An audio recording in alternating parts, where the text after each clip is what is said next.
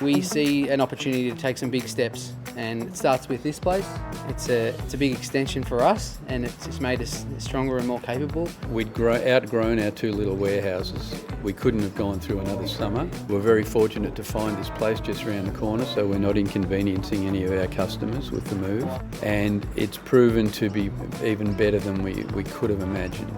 Really prominent location. It's next to a soil yard, which is great. The landscapers can come by and get both things. I think the new location at Cheltenham's much better, user-friendly and a bit more retail orientated. We've also opened a really nice retail shop at the front of the facility. You push the limits of Tulip Street, and yeah, we needed this and it's awesome. It's been great. I'm extremely impressed. I know their place around the corner was a little bit cramped, and this is good. It's not just a warehouse, it's a shop as well. They've just got bigger and better with how they operate, but their principles are still the same as in their service to their customer base and support of their distributors.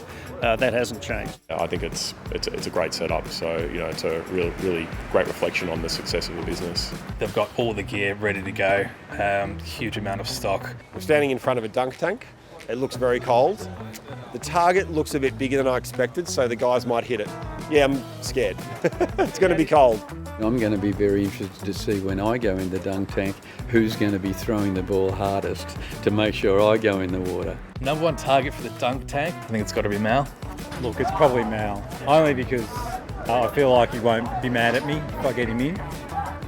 I think we're going to continue on the trajectory we're on. It's fantastic in all aspects. We couldn't be happier.